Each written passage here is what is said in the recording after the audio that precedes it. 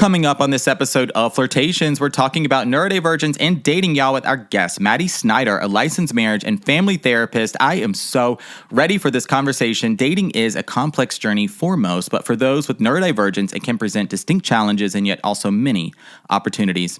Today, we'll discuss what is neurodivergence anyway, and what are the strengths of the neurodivergent person.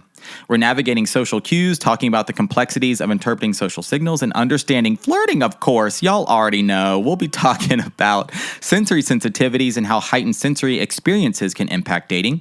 We'll talk rejection sensitivity. What are the ways this shows up, and what can we do about rejection in dating? We'll talk communication, of course, and how might differences in communication styles and expectations lead to misunderstandings, and what are some strategies that are helpful here. We'll talk about why the neurodivergent person might just be a superconnector, and also masking in the conversation today, the function of masking, how we can unmask and ultimately bring more vulnerability and authenticity into the dating process, and honestly, so much more. So whether you're neurodivergent yourself, dating someone who is, or simply interested in understanding neurodiverse dating experiences, this episode, well, it's for you. Let's do this, flirties, and meet Mady. I heard you wanted to flirt. I heard you wanted to flirt. I heard you wanted to flirt. Hello, my name is Benjamin. I'm the flirt coach and a gay Libra. Everyone has an inner flirt. Hey, flirty. Live, laugh, flirt. Work the flirt. Work the flirt. Delulu is the Salulu. Expert on the flirt. Hey, flirty. There's always another flirt. Everyone has an inner flirt. Get out of your head and into the flirt. Flirties, on the show today, we're talking about neurodivergence in dating with our guest, a licensed marriage and family therapist specializing in working with late diagnosed neurodivergent individuals and couples. We're going to explore the strengths of neurodiversity today, the challenges, and answer all of your dating questions. Please welcome to the show, Mady Snyder. Hello. So good to see you today.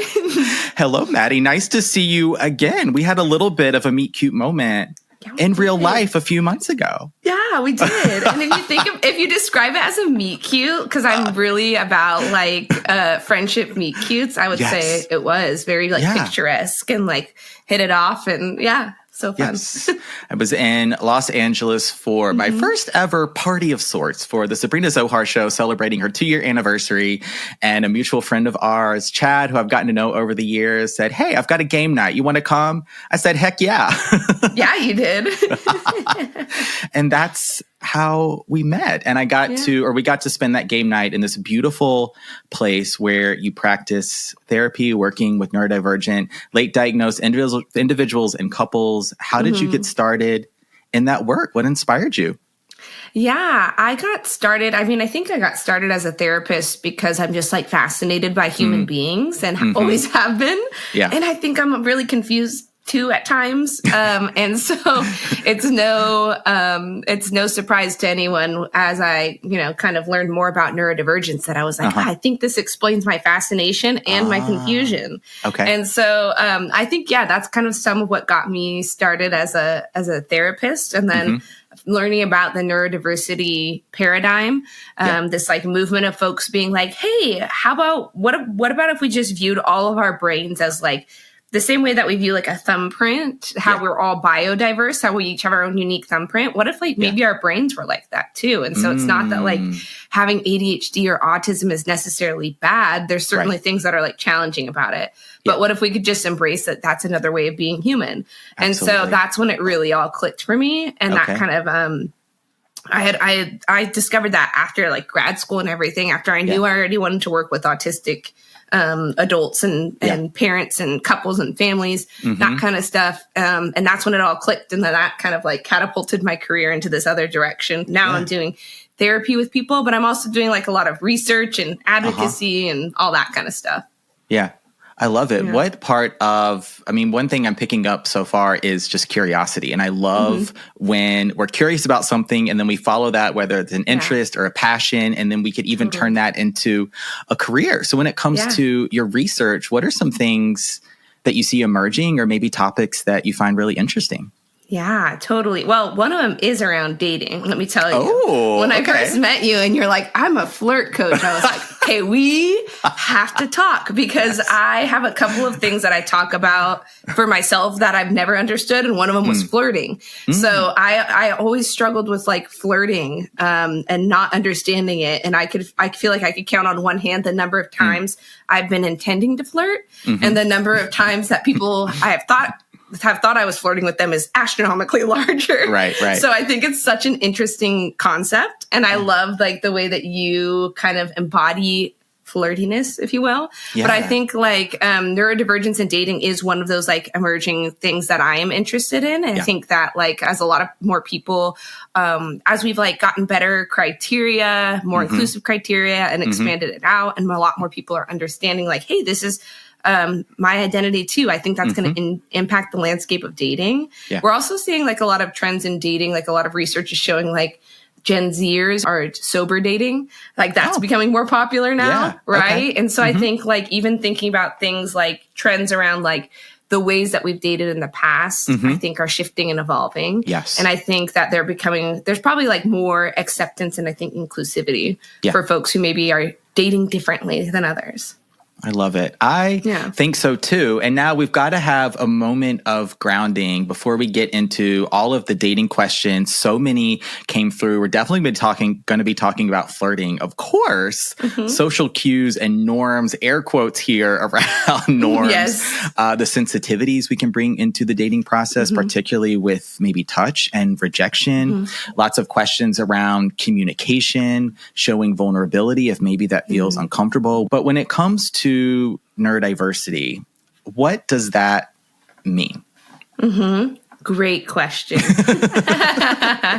It's kind of, I gave a little bit of a teaser as far as like this, the way that I think it can be a helpful way to understand it is like we can understand that biodiversity exists, right? That each of us have a unique makeup biologically, right? And this is essentially saying like neurologically, each of us have our own unique makeup as well. There's a diversity of ways that human minds work. And then you kind of have, when we talk about the divergencies, you have maybe groups of people whose minds tend to diverge from I say norm because really norm is just kind of like another, word that's saying here's what's normal and here's what's not, right? So maybe you could say like maybe the average or the majority or things like that, right? So you have these people who maybe diverge from like the neuromajority, if you will. And so that's where you have things like ADHD or autism or hearing voices or tics or these kinds of things. We also, like when I say neurodivergent, I'm not just referring to ADHD and autism. There's a lot of other things under that umbrella as well. And, there's a lot of like resources around that I'm happy to point people towards. But it's not just ADHD and autism. It's also like OCD. It can be tics. It can be voice hearing. It can be any kind of presentation that we'd say maybe diverges from the quote unquote norm. Okay.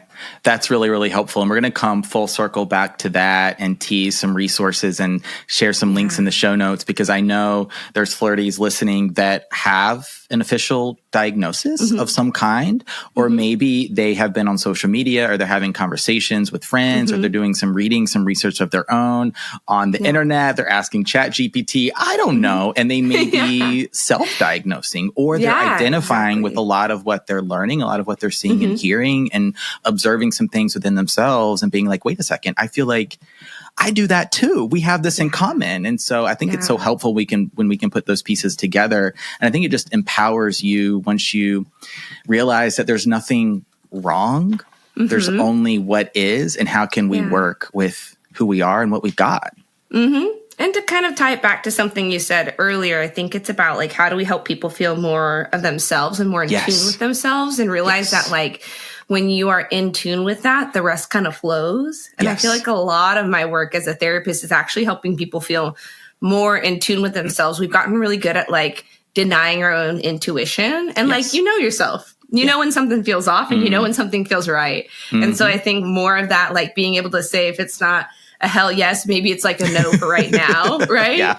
Like, in your body when you're excited about something, when you're like, and when you're having complicated feelings, that doesn't always mean say no, but it means you can listen to that and say like, okay, I'll move forward knowing that something feels a little bit off for right now.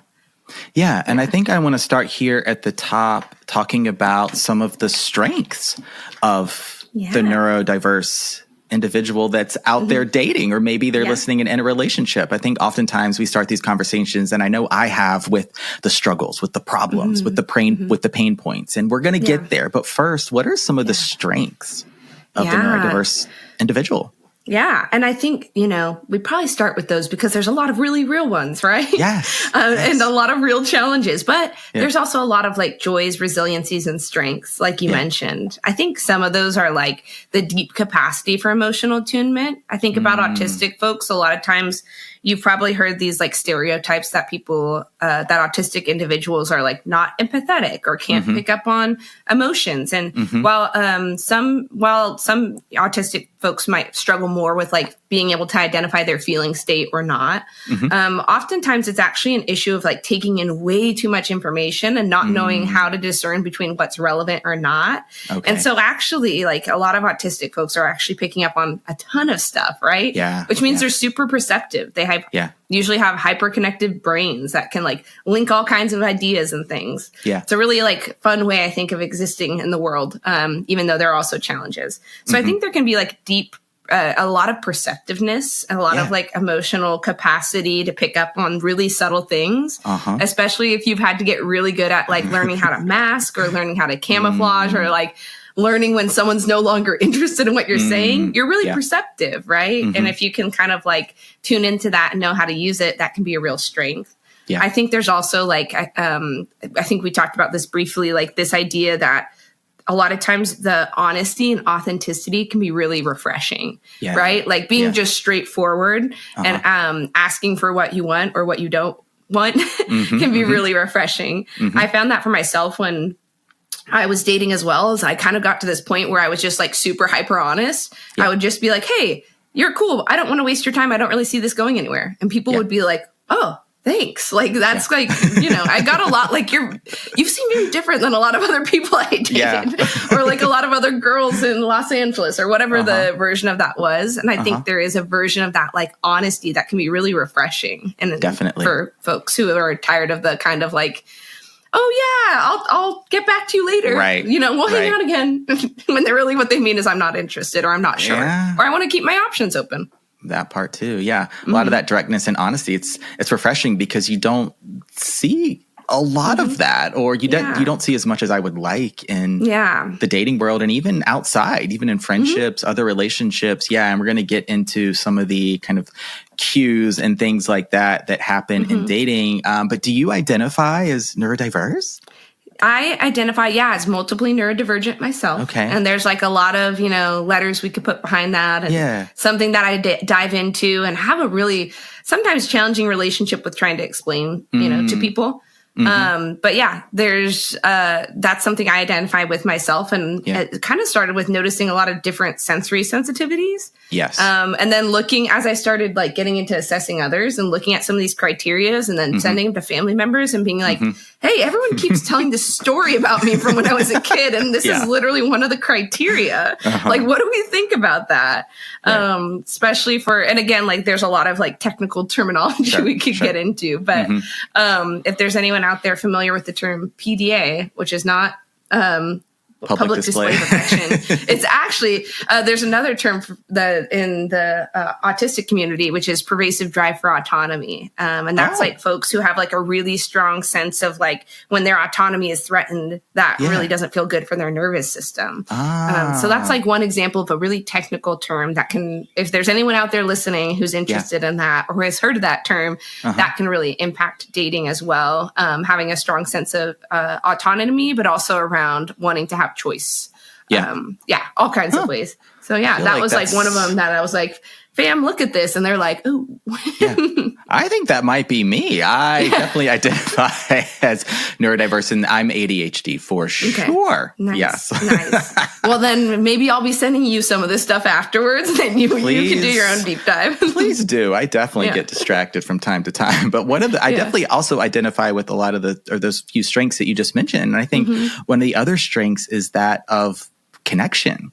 I find that neurodiverse individuals, they even though they can get in their head at times, or they may feel overwhelmed or start to mask or detach, and we're going to get into that here in just a moment, I think there's also this real presence where they have an ability to make those deeper connections. There's a curiosity to ask questions, to learn more about the person they're talking to, they're dating, they're connecting with, and nothing, or I don't want to apply blanket statements, but there's that desire to go beyond the superficial, right?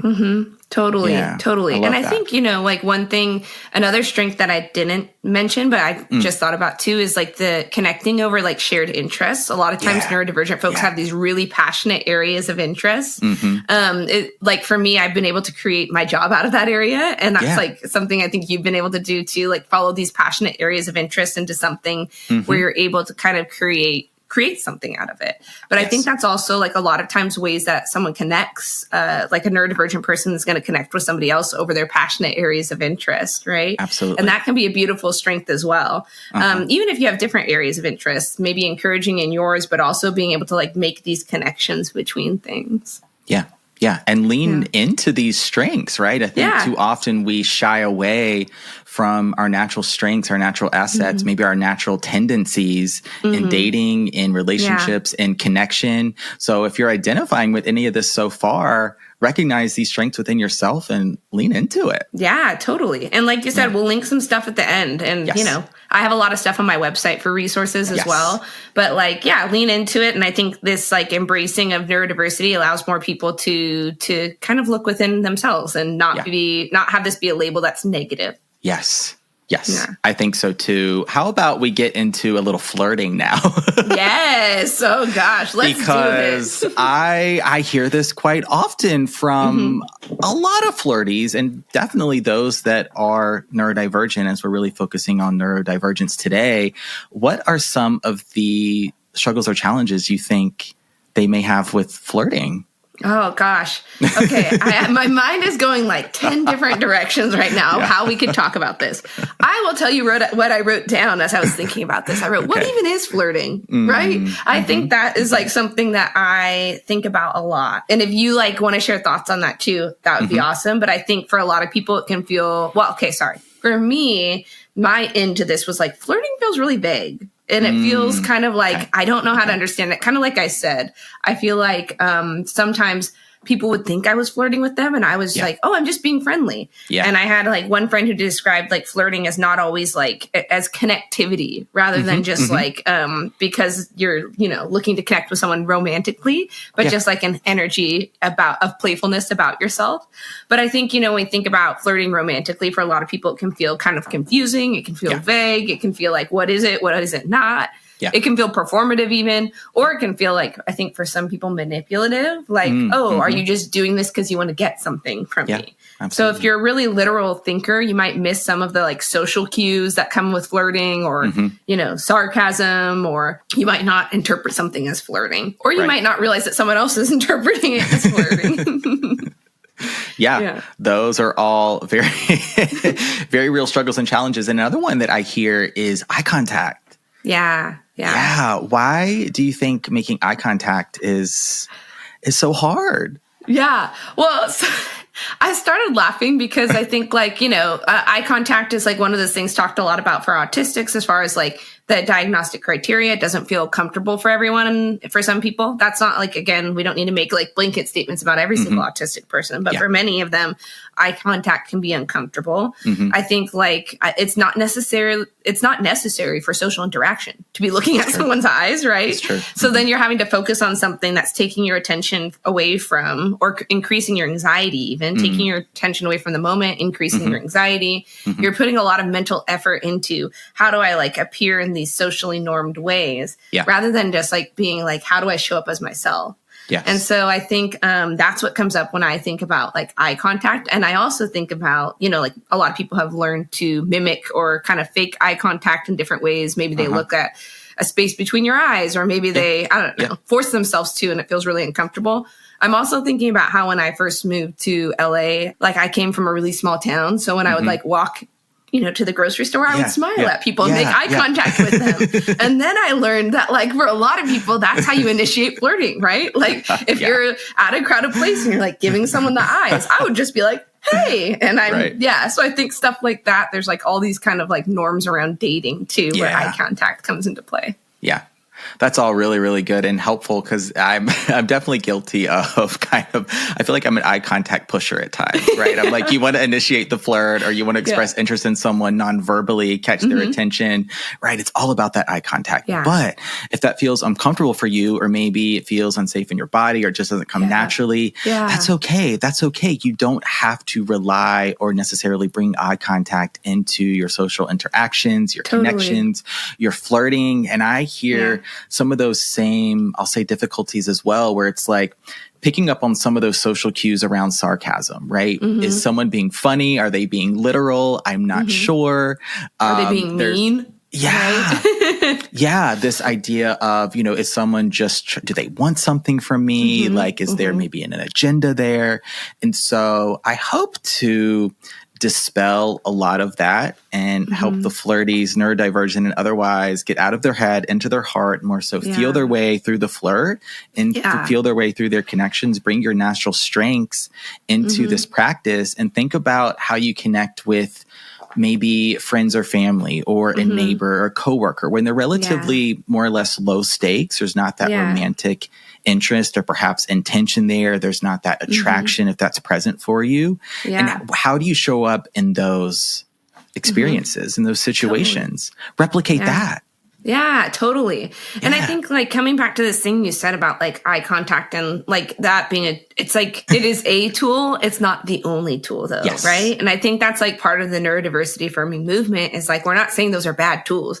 We're just saying, let's expand the toolbox a little. Yes. Like, is that the only tool? Yeah.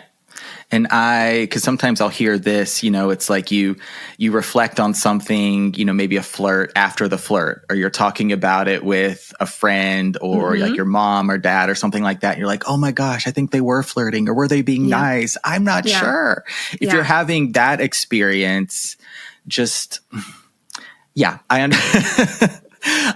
understand, but it's like, come back to you. And ultimately it's, how did you feel? In that experience? Did you feel a connection? Were you feeling some energy? Is this someone you maybe want to see again? Do you think you will see him again if it's at something like, a class or maybe something you're doing consistently, the gym or something like that? So don't feel like this was your one and only chance to see this person or catch a flirt. Maybe set yourself up like, hey, this was so much fun talking. I can't wait to see you next week. Or if you want to explore something, you could always ask for their number, something like that. Express interest in grabbing lunch, coffee, dinner. So taking those a little bit of action can also just help you be more intentional with the experience that you ultimately want to have, because we're not mind readers or body language experts. We could analyze a flirt all day long and probably come up with a different ending every time. Yeah, exactly. And someone else might be like, they were flirting and maybe they didn't even know that they were, right? Yeah. Or I think too, we can think about it as like, maybe that's a way to make the connection, right? Like it's a way to kind of have an in. It doesn't necessarily mean you're saying it has to go any certain place, right? Yeah. You're just saying like, let's open the door a little bit to this connection. I want to ask you now about masking, because this question came through a couple times. So how that may look in flirting and in dating, just, maybe giving a couple of examples of masking. Yeah. So masking, I think I told you, because I like research this stuff so much. Sometimes I'm like, okay, don't give the nerdy version. Give the like, you can give the nerdy version. Masking falls under this category of camouflaging. Camouflaging is masking, compensation, and assimilation.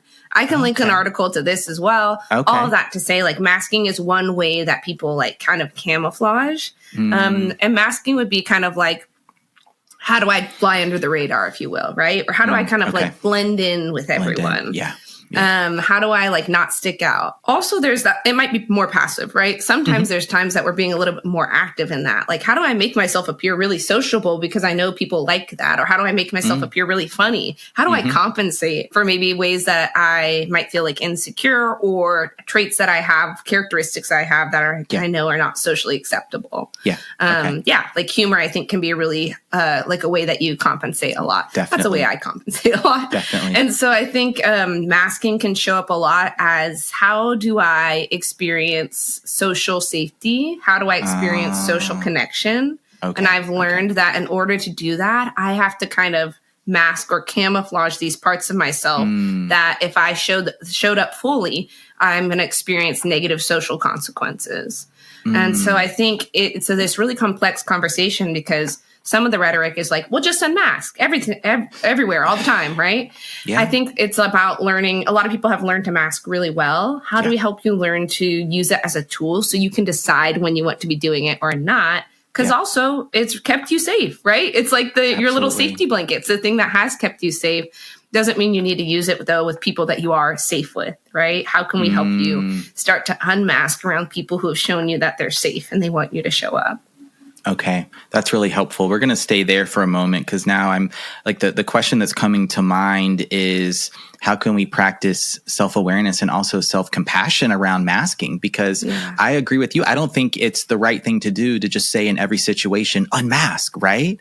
Like that may not be the best advice all the time. And so, but how can we be with our experience of masking, lean into our strengths and also not have this experience where we feel like we're not being our true self or somehow we're being inauthentic, right? I feel like that's an experience I hear sometimes. Totally. Yeah. You show up to a date or, to wherever and you're showing up as this like masked version of yourself because you've learned like, this is how I feel accepted socially, or this is what's safe for me, right? Yeah. I don't want to experience negative social consequences like being ostracized or being like pointed out as like, oh my gosh, that's so weird. Why are you doing that thing? And so you kind of learn like, okay, here's how I have to show up.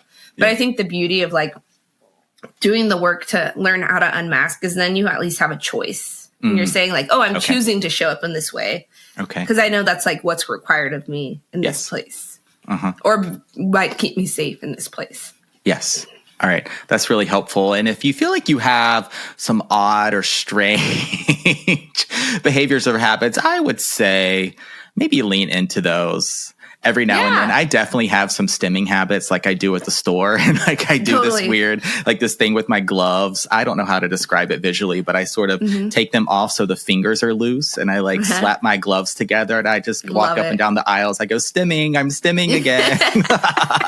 Yes. But, I think too, like when you're more unmasked, then you're going to attract people who say like, hey, I know what that is, right? Like who get it. Yeah. I think like showing up as yourself, you figure out the people who like that flavor. And then they can, those are the people you want to attract. I think sometimes with masking, people end up in attracting people that they're like, that's actually not the kind of person that's a good fit for me. Right. They're attracted to the masked version of myself. And then when I am unmasked, all of a sudden they're like, ooh, I don't know how I feel about like this real you. Okay. That's really helpful because there are going to be situations where you're looking for more social cohesion. You want to blend in, so to speak. You want to fit in. And I get that completely. And then there's going to be a lot of opportunities, even on dates. You're flirting, right? You're looking to develop connections and relationships where we want to, take the mask off and just do totally. But I think it's beautiful. You have a workplace where you're able to kind of like be yourself. Some people have workplaces where they have to like put up this really professional front.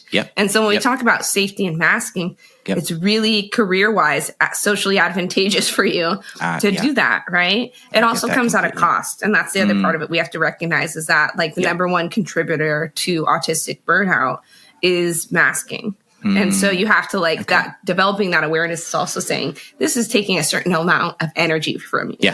Like I talked about earlier. So, Okay. That's helpful. You come on to Trader Joe's. We will stim together. We will unmask. I could totally see a lot of Trader Joe's employees being neurodivergent. I clock them when I go in. I'm like, oh, yeah.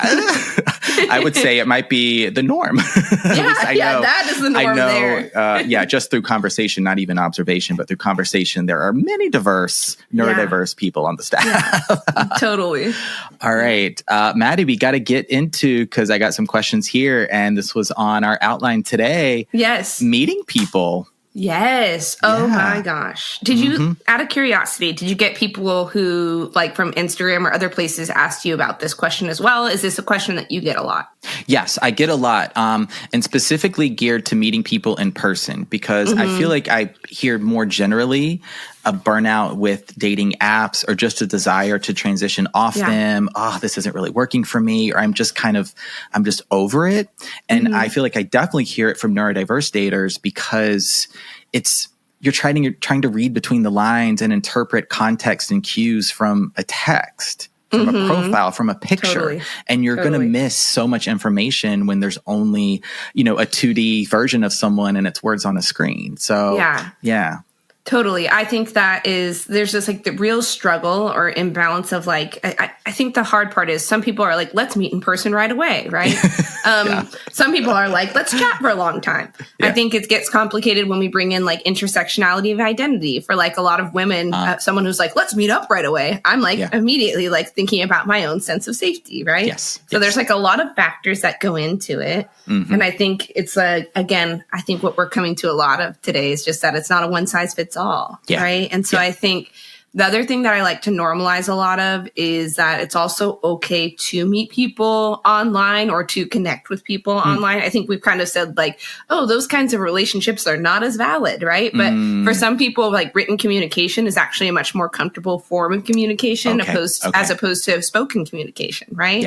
I think it's looking at each individual and saying like, what are your specific needs, right? If you are more comfortable in written communication, how can you start to convey that to people or find other people who also that's a good fit for? If you're more comfortable with like, maybe even spending time together, like what we would call parallel play when we do play therapy, right? But like spending time together without necessarily having to have conversation. I think like, meeting people in general is a hard one that I hear a lot. I think people are tired of dating apps. I think that like, one of the things I mentioned earlier that kind of ties into this is like passionate areas of interest. And when you're pursuing those, like even finding like, okay, who are the people doing this thing I'm interested in my city, right? I think there's also a lot of room to say, then you're finding, if you can pursue those passionate areas of interest, you kind of increase your chances of meeting somebody else. And when I was dating, I also just said yes a lot because I was like, well, this person might not be a match for me. Maybe they have a friend who is, or maybe their friend's friend is, or whoever, right? I think some of it, if you are wanting to meet people in person, is like doing the things that you're interested in, establishing relationships with people, and putting yourself out there, and then giving yourself breaks when you need it after, you have a rejection or a heartbreak, but then getting back out there again. Oh, that's so helpful. I'm glad you really validated the online experience as well in this, because it may be written communication and the dating apps feels a little more easier or more natural, or it feels like that's a good place to put your energy. That's fantastic. And then I love that we opened up talking about strengths. It's like your natural curiosity, your inclination for connection, your ability to ask questions is going to serve you, I think, so well in meeting people. And it can happen anywhere. One thing I find that really helps is decentering dating a little bit and taking the pressure off yourself to enter into a conversation and into a connection with the intention that, oh, I want this person to like me, or, oh, I wonder if they like me back, or, oh, are they flirting? Are they not? Oh, I want them to go on a date with me, or, oh, I want to follow them, or whatever. Reverse engineer it. Just start with that point of connection first. See how you're both giving, receiving, sharing energy, attention, maybe a compliment or two, right?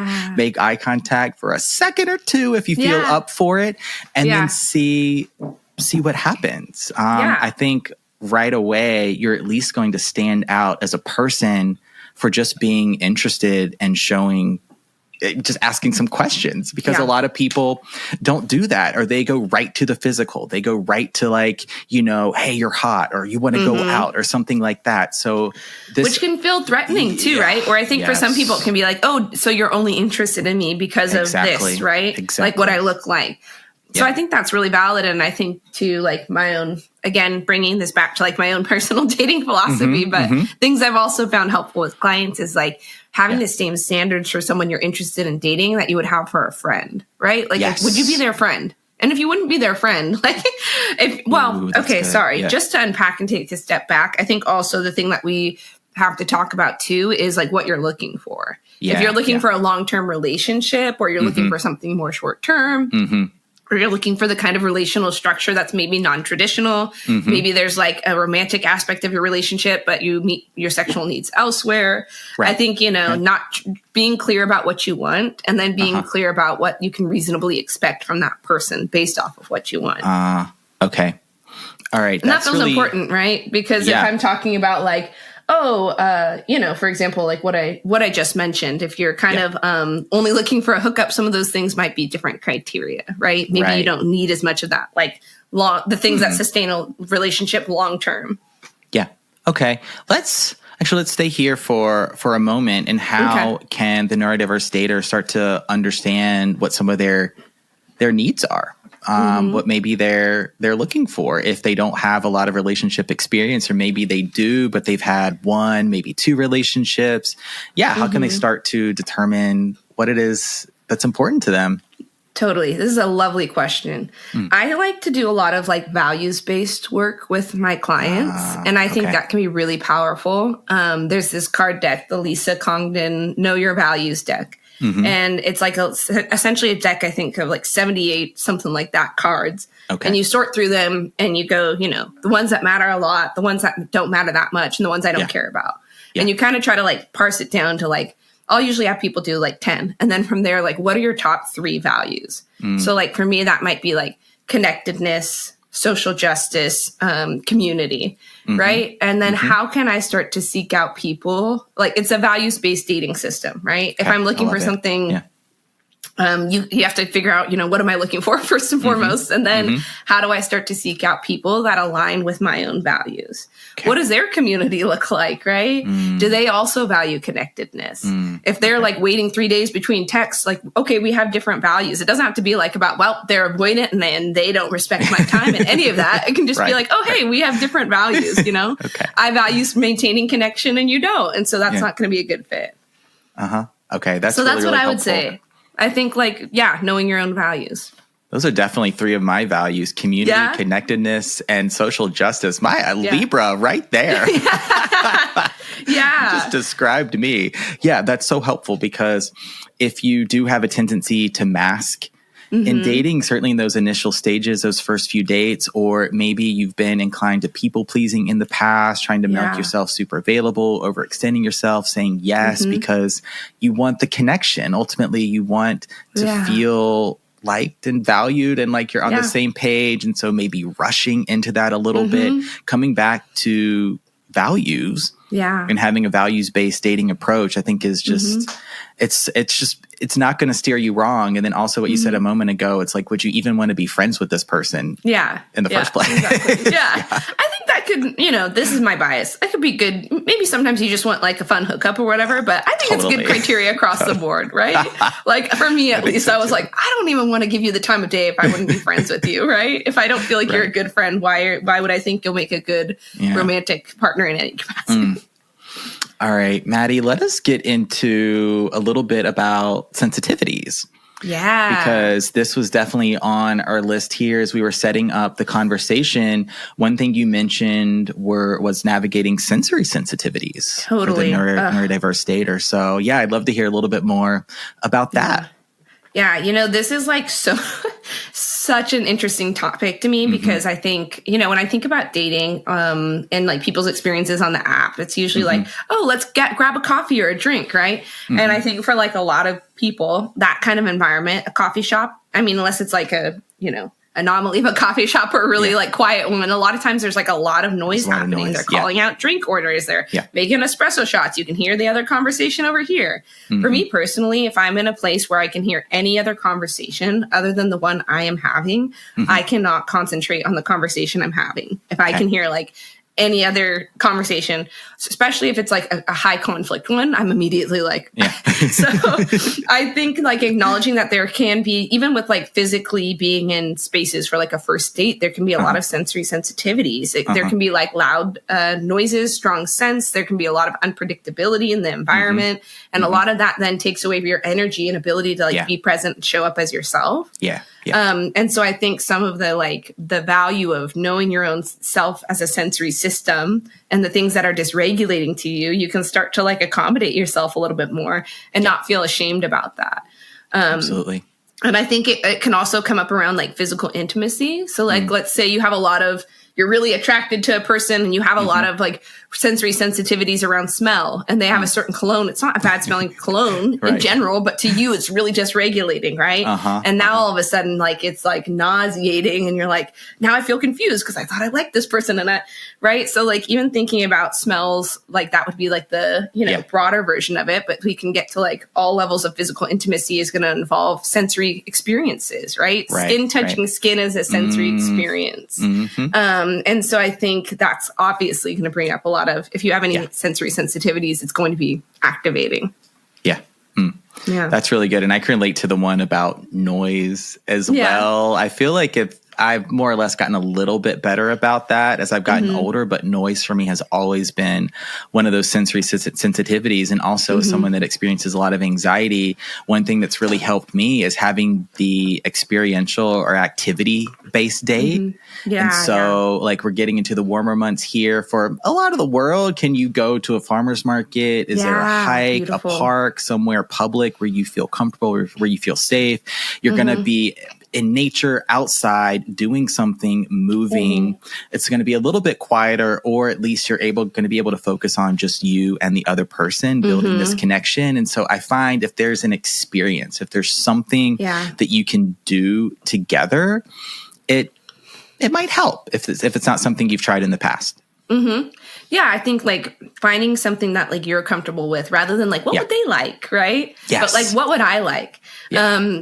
I love an unconventional first date. Even if it's like, I did a lot of like FaceTime, I called them pre-screening calls. I'd be like, let's like hop on and we'll play iPhone, whatever, cup pong. Or like, let's play Mario Kart or whatever. Like kind of like that's I think for me, it was like, also again around like safety. Is this person like someone I even can connect with, virtually, and then we can transition that to in person. Yeah. So I think a lot like about taking the pressure off, or not being like, wow, I feel like incompetent because I can't force myself to sit at a bar where it's loud and noisy. And instead being like you said, farmer's market, do like a picnic date, go to Trader Joe's together, pick out a bunch of fun stuff, and then just like go to a park and try them all and do a little taste test, right? Let's get fun and unconventional.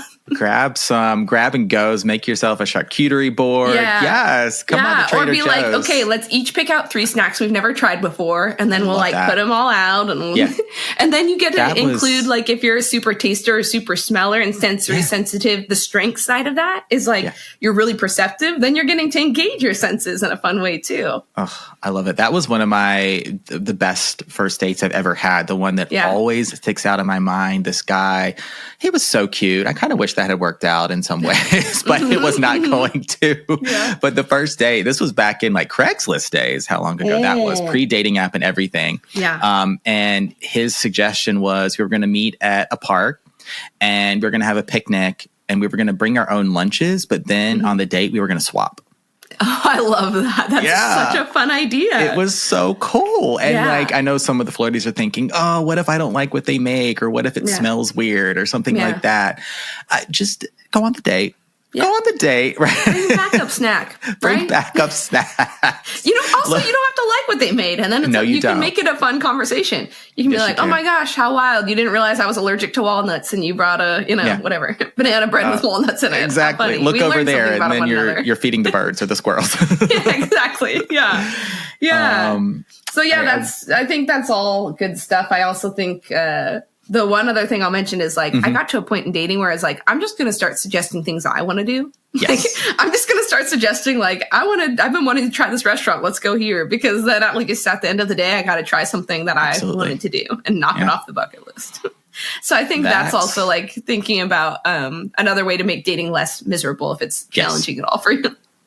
I think so too. We got to get into this question now as, oh my God, this conversation, whoa, this is going by so quickly. But I've got to ask you about RSD, rejection, sensitivity, dysphoria. I think that's a topic or a concept a lot of the flirties listening will have some familiarity with.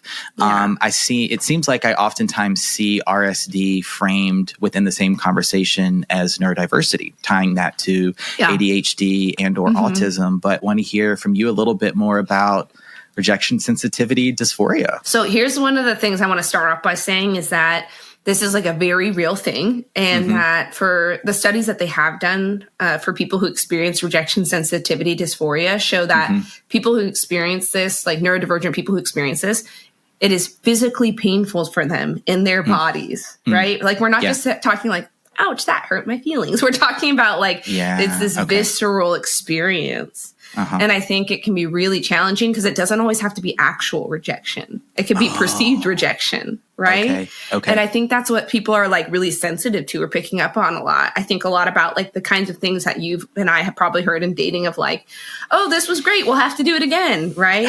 And then not hearing back from them. Yes. It's like, you know, in that moment, you have a sense and you're like, oh no, but what they're saying is this, so I should just trust that because I've been told like, you know, trust what people say, whatever. And then all of a sudden you're like, well, I should have listened to my intuition. And then you're like second guessing yourself. And then you're like, the next time somebody says that, you know, and then maybe they do follow up, you're like, well, then I really can't trust myself. But knowing that like, it's not always the actual, sometimes it's actual rejection. That actually might be a little bit easier because at least then you know you're not stuck wondering what it was. But I think like the perceived rejection is something that doesn't get talked about as much. That can be, and again, for a lot of people, the rejection, if you experience this, it's like physically painful to you in your body. Which if anyone's been through any kind of emotional pain that has felt physical, that's quite a doozy. Yeah, I've definitely been there. And I'm glad you brought this up because I think I want to start to end with this experience that a lot of us will have out there dating where it's like, yeah, this was so much fun. Like, let's go see that movie or, oh, right, let's catch up and do this. And you might take it very literally as an expression of interest. Oh, we're going to do this thing. I better clear my calendar for Thursday night or Saturday morning or whatever. Yeah. But then it maybe doesn't happen. And so how can we navigate that experience where we perceive what someone says as interest? We think something's going to happen and then it doesn't. Yeah. Well, yeah. And, you know, to complicate it even further, if we look at expectation sensitivity, which a lot of neurodivergent people experience, I experience this to an insane, like a very massive degree.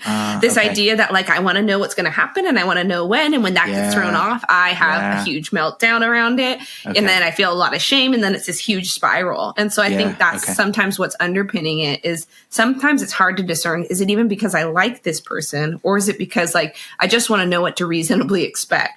Yeah. And I think that can be part of discerning it. And then also like giving yourself permission to be honest or giving yourself permission to be transparent.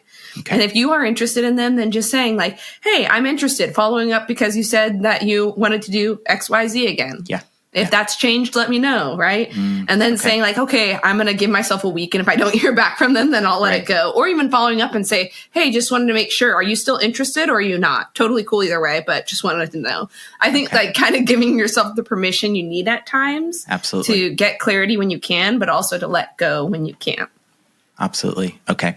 I think that's a really helpful approach because it's going to be an experience you're probably going to have out there dating. I just have, oh my gosh, I'm going to squeeze in one more question here. Please do. Talking about emotional regulation. I want to leave the flirties with some tools, some tips, a strategy or two for those moments where they maybe start to feel overwhelmed. They're going into that spiral, perhaps you were just describing. Anxiety is flaring.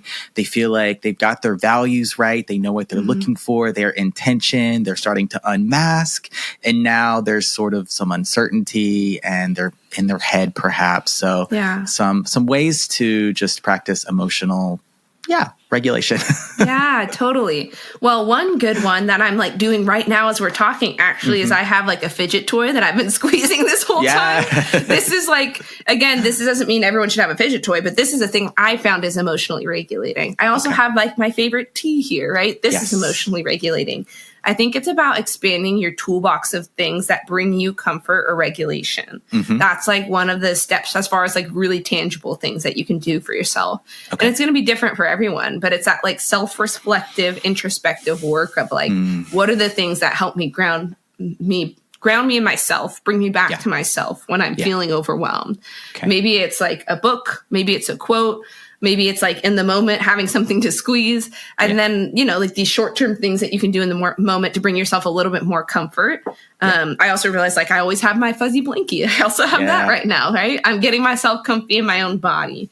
But I think the other part of it is like, you know, we talked a little bit about community. Who are the people who know you and who can speak truth into you? Like in those moments where you're having a hard time getting back to yourself, who can be like, hey, I know you, right? This is like what I'm seeing, or this is who you are. And then not seeing that as like insecure to like reach out to those people, right? Like the number of times like in dating with my friends, I would be like, I know this is like so silly, but here's what I'm thinking, or I'm spiraling here, right? And people who can be like, yep, we know, you know, that's kind of your pattern, but here's what we see in you. So I think that is the power of relationship and community too, is people who know you and can ground you in yourself. Yeah, that's really, really helpful in your search for connection. If you're out there dating and maybe it didn't go quite right or ended in a rejection, or you're having this experience, I hear sometimes feeling like you're too much, right? Don't want you to feel or think like you're too much. Come and lean on your connections. You can still create that connection and really lean into your friendships, your other relationships, your pets, right? The ways you're going to co-regulate, enjoy a favorite food, a favorite experience, a comfort movie or show, a book, a podcast. And it doesn't mean it's necessarily going to replace sometimes this longing, this yearning we have for that romantic connection, that partner. But recognizing that I may not have that right now doesn't mean my life is lacking in all of these other areas. Yeah. And I'm so sorry. I have to add one more that I think can be helpful. Okay. If you're like dating and doing the apps and all of that, and you're kind of like having this experience of like connecting with people and then it doesn't work out and that's like really painful to you, I think it can also help sometimes to have some kind of ritual. Right. Like when I have a thing that like doesn't work out, like my ritual was like I had this playlist that was real emo and made me really sad. And I would go and I would get a Chick-fil-A milkshake and I would cry. And then I would drive around the block and then I would get home and I'd be like, okay, I've purged it. I've let it go, you know, but whatever that ritual is, maybe it's like something that's a little bit more spiritual for you. But I think it can be really helpful to have these rituals of like, how do I let go of that which is not meant to be for me? Even when I know that's true, but it still hurts. Yeah, really, really helpful. After you have your milkshake and your emo drive, come to my yoga class. Yes, exactly. Oh, that sounds like a dream. We'll do a little yoga and then some flirting. How about that? Yeah, and then, you know, flirt, which you can do with your friends too, right? Flirty energy of like connection, of just like, you know, I think it doesn't always have to be like romantic. And that's, I love that we touched on that. Let's romanticize our platonic relationships. Oh my gosh. Like you and I had such a meet cute, a platonic meet cute, you know, let's romanticize our platonic relationships. And look where it led us to, right? When in doubt, flirt it out. Yes, I love it. Oh, new catchphrase. Yes. When in doubt, flirt it out. Us. I was just going to say, you need that on a t-shirt. We need to get some merch for you. Merch is coming. In the background, I'm working very diligently on making that happen here in 2025. Bags, mugs, t-shirts, hats, everything. There needs to be flirt merch. Yeah. Love it. Maybe even like some matches to signify people finding their match. Oh my gosh. Let me add that to the flirt merch list. Matches. I love it. Oh my gosh. Mady Snyder, this has been an incredible conversation. It's gone by so quickly. The only other question I really have is I want to send the flirties your way, to your website, to some of the resources we teased in the beginning. So where can they find you, follow you, and maybe perhaps explore a diagnosis for themselves? Totally, yeah. So my website is just my first name, last name, MadySnyder.com.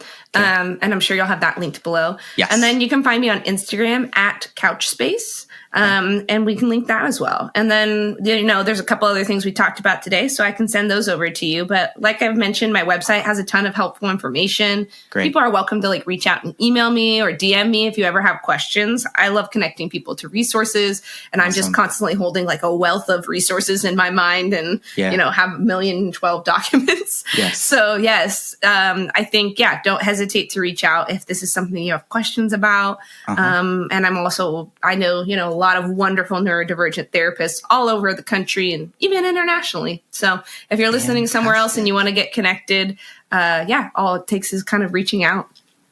Thank you so much. I will definitely have your website and Instagram linked in the show notes below. I think an article or two will have linked there as well. I love that you, are making yourself available just to help the flirties, connect them more deeply to themselves with a therapist or practitioner, because you don't have to go through any of this alone.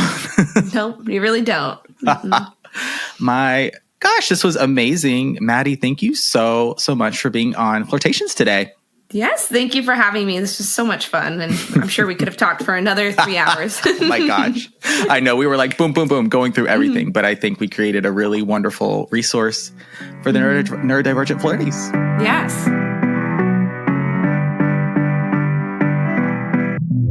All right, flirties, that's a wrap on this episode of Flirtations, the neurodivergence and dating episode of the program. Thank you so much to Mady Snyder for coming on the show today and sharing so much insight and wisdom with us about neurodivergence and dating, so we can date with more confidence, empowerment, clarity, authenticity, vulnerability, self-compassion, understanding, forgiveness, self-love, all the things. Plenty of links here in the show notes below for this episode. Some of those articles we mentioned, Mady's Instagram and website there for you if you've got questions. Yes, check out these resources. Come back to this episode. Yes, please, please, please. We are here for you. Thank you so much, Mady, for being on the show today. Thank you to you, the flirties. Yeah, you, for listening, for tuning in, for streaming, wherever you may be in the world. None of this is possible without you. Indeed, all of this is for you. Please rate, review, subscribe to the show if you haven't already. If you have, thank you so much. Please share this episode or another favorite episode you really enjoyed that helped you learned something from, with a friend, someone you want to share some BFE, big flirt energy with. I'd love you for it. Helps me spread the word here of the flirt, the mission of connection all over the world. That's what we're doing. All right, signing off officially here at Flirt Headquarters. My name is Benjamin. I'm the flirt coach and gay Libra flirty. Happy flirting.